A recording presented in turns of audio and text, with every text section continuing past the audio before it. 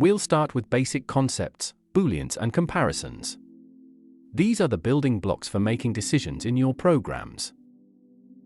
A Boolean value represents truth and can be either true or false.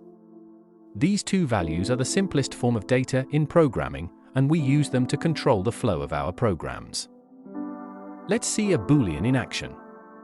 Here, we're asking Go to print the word true. It's a straightforward command to display a Boolean value. When we run our program, it prints true on the screen. This is a simple example of how Go executes commands and shows results. Now, we will print the opposite Boolean value, which is false. This is just as simple as printing true. After running the command to print false, our screen shows the word false.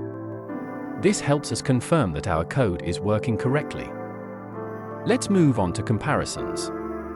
We'll check if for is less than 6 using the.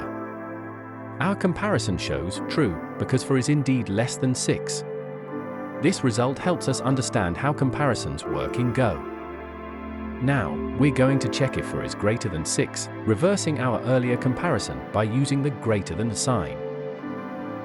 The result of this comparison is false.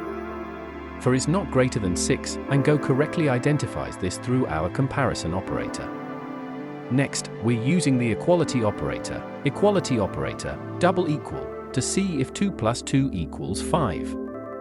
This operator checks if two values are exactly the same. Go tells us false because 2 plus 2 equals 4, not 5. The equality operator helps us verify accurate calculations. This time, we're using the not equal operator, is not equal to sign to check if 2 plus 2 does not equal 5.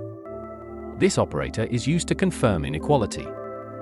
The result is true. 2 plus 2 does not equal 5, so our inequality check is correct, showing us how the not equal operator functions.